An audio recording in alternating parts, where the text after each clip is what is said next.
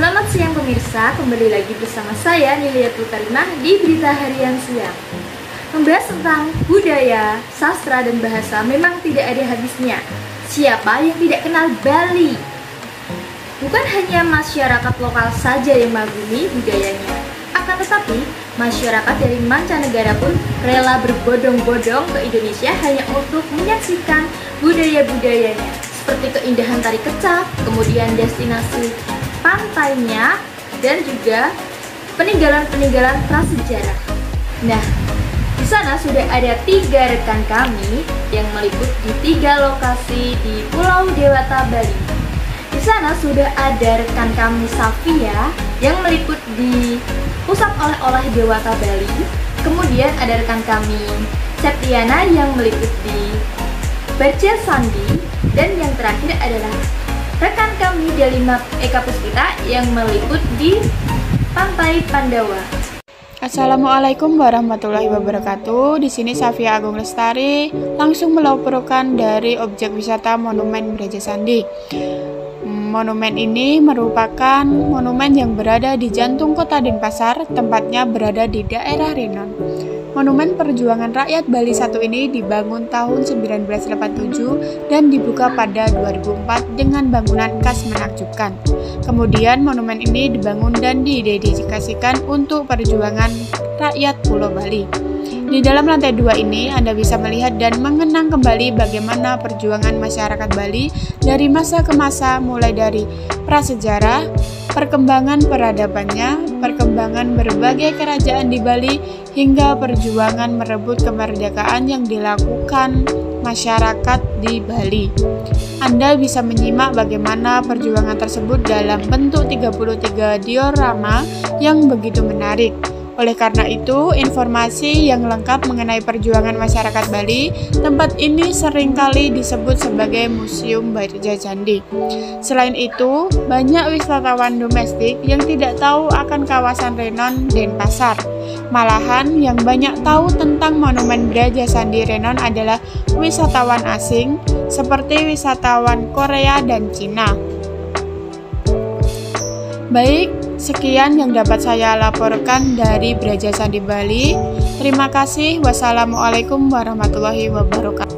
Selamat siang pemirsa, saya Septiana Dunovitasari saat ini berada di PT Angga Cahaya Dewata. PT Angga Cahaya Dewata merupakan salah satu perusahaan di Pulau Dewata yang sudah ada sejak tahun 1993 dengan memulai menjalankan usaha konveksi di rumah untuk perekonomian para tetangga. Sehingga pada tahun 1995 PT Angga Cahaya Dewata Bali resmi menetapkan konveksi Angga Collection, usaha yang didirikan oleh Kadek Imawati bersama suaminya Agung Dharmayuda. Kegiatan ini dilakukan di industri ini antara lain memproduksi berbagai macam produk seperti kaos khas Bali sebagai unggulan utama dan makanan khas Bali seperti pai susu. Berikut adalah tempat produksi pai susu. Pai susu merupakan oleh-oleh khas Bali dengan tekstur kulit pai garing renyah di luar dan berpadu rasa susu asli yang lembut. Pai susu yang dipanggang dengan suhu dan tingkat kematangan yang pas ini akan semakin enak dan lezat dinikmati sebagai teman minum teh maupun kopi. Dengan isi 9 buah kue per kemas, pai susu oleh-oleh dari Bali ini sudah memiliki label halal dari MUI. Kini pai susu oleh-oleh khas Bali bisa dipesan di online shop. Jaminan mutu dan kualitas pai susu akan tetap terjaga karena dikemas dan dikirim secara eksklusif. Jangan lupa untuk menyimpan di suhu ruang dan terhindar dari sinar matahari agar rasa maupun teksturnya tetap baik sebelum dikonsumsi. Pemilik PT Angga Cahaya Dewata memberikan materi tentang kewirausahaan yang akan menjadi bekal mahasiswa untuk kedepannya. Terima kasih. Halo semua, kali ini saya sedang berada di Pantai Pandawa, Bali. Di sini saya akan mengajak kalian semua untuk menikmati indahnya Pantai Pandawa. Sudah tidak asing lagi bagi kita, khususnya warga Indonesia, dengan Pantai Pandawa ini. Pantai Pandawa sangat terkenal dengan keindahan pantainya. Air laut biru dengan ciri khas ombak yang cukup besar sangat memanjakan mata para wisatawan. Pantai Pandawa berasal di Jalan Pantai Pandawa, terletak di Desa Kutub, Kecamatan Kuta Selatan, Kabupaten Badung, Provinsi Bali.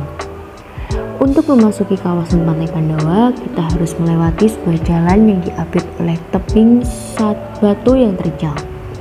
Di tebing terjal tersebut terdapat patung dari Panca Pandawa dalam kisah Mahabharata. Oleh karenanya, maka dinamakanlah sebagai Pantai Pandawa Kutub Bali. Berbicara soal kisah Mahabharata, di sini kita juga dapat menyaksikan pertunjukan tari kecak yang merupakan tarian khas Pulau Bali. Tarian ini akan ditampilkan pada sunrise mulai tenggelam.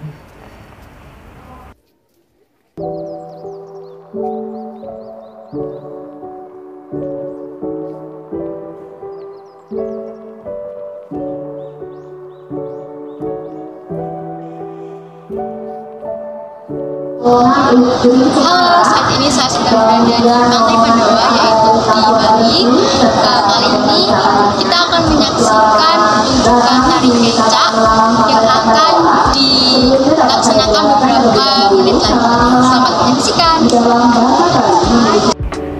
Tari kecak merupakan tarian yang menceritakan tentang kisah perjalanan Sang Rama menuju hutan.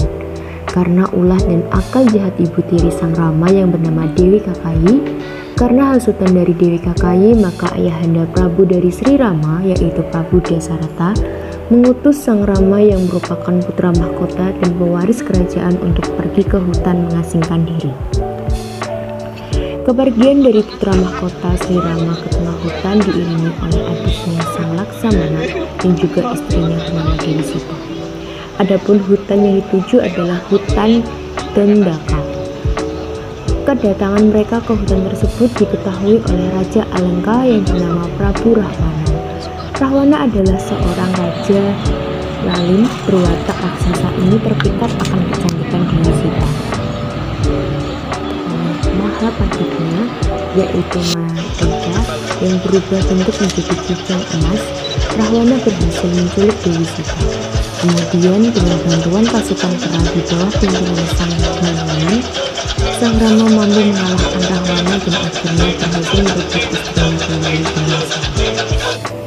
Wah, sangat menakjubkan bukan Pantai Pandawa ini?